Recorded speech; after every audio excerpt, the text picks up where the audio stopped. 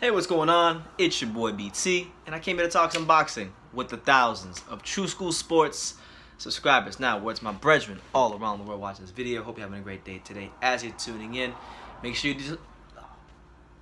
you do yourself a damn favor and hit that subscribe button, and surely you will not be disappointed. Now, as you guys can see, if we look to the left and we look to the right, your boy BT is due for a haircut, and we'll get one in a couple days. But with that being said, I saw an interview recently, and I want to just give a big shout out to Helen Yee over there at Helen Yee Sports, doing a lot of great interviews. She just did one with Teofimo Lopez that I had a chance to watch, and a lot of interesting things were said in that interview. So I'll leave the link in the description so you guys can go check out Helen Yee's interview on our channel and whatnot. And yeah, shout out to Helen Yee.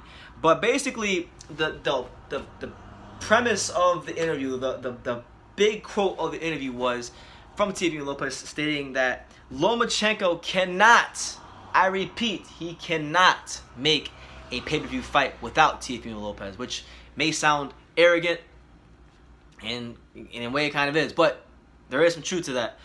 Now I'm gonna get to we're gonna unpack the whole interview. Well, you guys can go watch for yourself, but I'm gonna unpack some of the key points of the interview that I took while Lopez was talking about Vasily Lomachenko. So he said that Helen Yee asked him if he was offered the fight, because Teofimo Lopez has made it no secret this year that he will not wait around for Lomachenko. If he does not fight him in 2019, he will go up to 140 because he's big for the weight.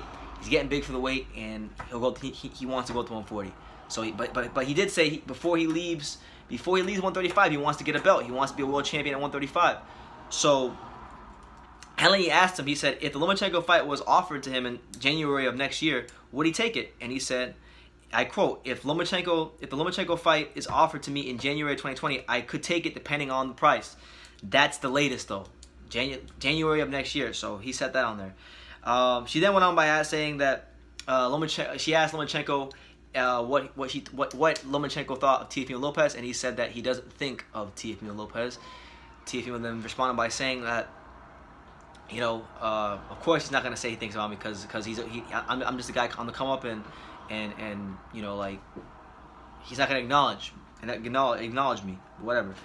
But then he also said that Lomachenko keeps making an excuse not to fight him. Like, for example, Lopez had been calling him out. Lomachenko recently came out and said that he'll make Teofimo quit on the stool within 6 rounds. But then he also doubled down on that statement by saying, well, he has to be a mandatory first, right? So Lopez pretty much said that, you know, he wants to get a belt, and once he gets a belt, let's see what excuses will Lomachenko make not to fight him in a big unification fight. Cause I'll tell you straight up, man.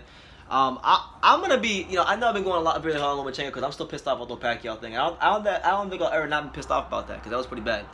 But I'll give him a pass for this next fight against Crawler because, you know, he fought Linares in May last year. That was a really big fight. It was the fight between the two best in the division at the time because Mike Garcia was at 140 at the time.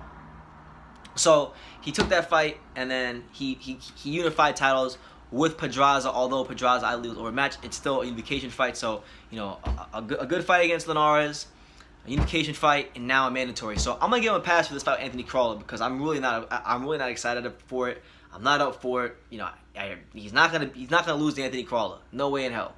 And if he did lose to Anthony Crawler, then, you know, people have every right to say that he is a hype job.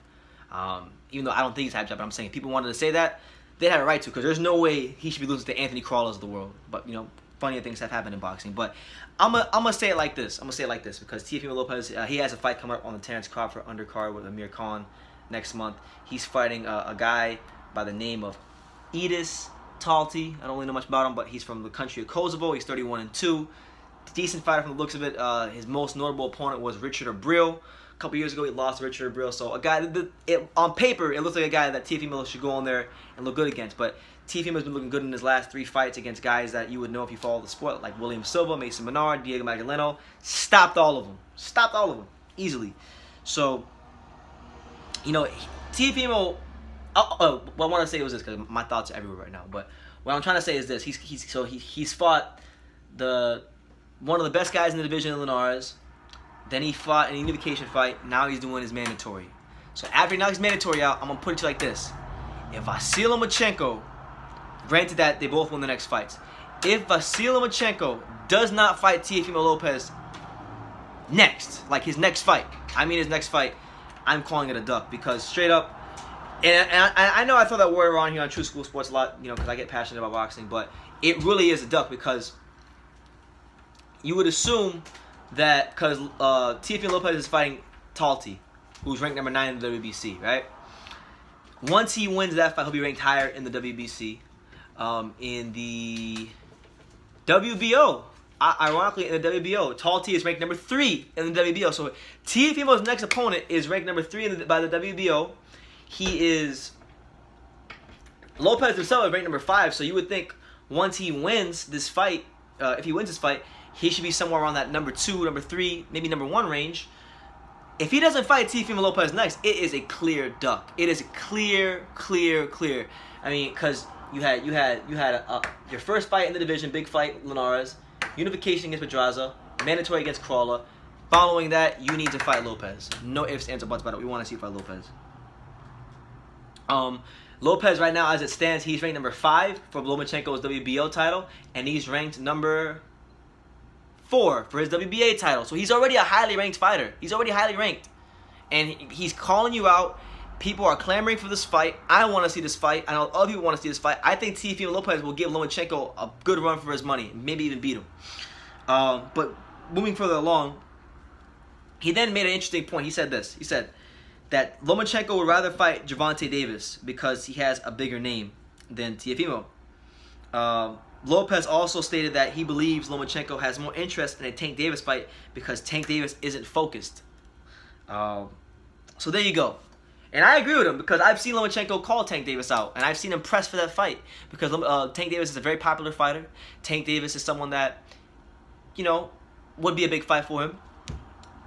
But it's not going to happen. I don't think Tank Davis wants to fight Lomachenko, or at least his team doesn't want to fight Lomachenko. Leonard Ellerbe and Floyd Mayweather are scared to death of that name, but at the same time, it's like, I think Teofimo Lopez is a much more talented fighter than not much more, but he's a more talented fighter than Tank Davis.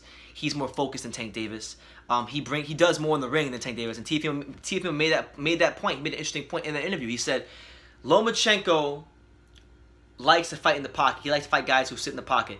But with Teofimo, he's not a guy who sits in the pocket. He can fight in the pocket. He can find the outside. And Tank Davis never really learned how to fight outside the pocket and move. Floyd's tried to teach him, but he hasn't really done it yet. And then last but not least, 2 things he said is that he's going WBC IBF route because Lomachenko doesn't want to fight. So he's gonna go. So right now, Lomachenko's gonna go to the WBC route. And at this point, that's up in the air because, as it stands, Mikey Garcia is the WBC champion, but he might vacate that belt because he stated that he may not want to go back down to 135. So he might be fighting for a vacant belt soon, and because he's ranked number 4 in the WBC. And then in the IBF, you know, Richard Comesa's champion. He's Lopez is 7 in the IBF. So, you know, he's gonna go those routes, and we'll see what happens. And then, last but not least, he said Lomachenko can't make a pay-per-view fight without Teofimo Lopez. And I would, you know what? Honestly, I would agree. I would honestly agree. At 135, I mean, when we look at the names, because Lomachenko is not a standalone pay-per-view star on his own. But when we look at the names, we look at like what Garcia. Garcia is probably the only pay-per-view fight I can think of, and he's not coming back. He got after the loss, so he's not coming back down. So I don't see him coming back down. And outside of that, you know, I would say Teofimo's probably the only other guy, you know, with the growing following, with the personality, with the style, you know, to beat a guy like Lomachenko. So I think they could do a good fight on ESPN pay-per-view. And then when asked if Lomachenko was the number 1 pound-for-pound fighter in the world, he said no, Terrence Crawford is. There you go. There you have it. So Lopez showing Lomachenko no respect, which honestly I think is a good thing. It's a good thing because these guys showing Lomachenko way too much respect. And they're scared of this guy, and Lopez is not scared of this guy. He's not waiting for him, and he's not basing his whole career off of him, but he's not scared of him. And honestly, when you look at Lopez, he is he's ranked in the top 10 of all 4 sanctioning bodies. He is a legit lightweight contender at this point, and he needs to be looked at as such. And if Lomachenko does not fight him his next fight, I am looking at that as a clear duck because, okay, big fight, unification, mandatory, and then the next fight has to be a big fight. and this guy's highly ranked, and he might just be close to being one of your mandatories. So, you know, he's running his mouth. I'm sure you hear it. You're just ignoring him. We want to see that fight, Lomachenko versus Lopez. I'm gonna keep clamoring for it. So, let me know what you guys think in the comments down below. Take the time to subscribe, like I say in every single one of these videos. You can love me, or you can hate me, but I'm just a kid from Daniel. So until next time, take care, guys.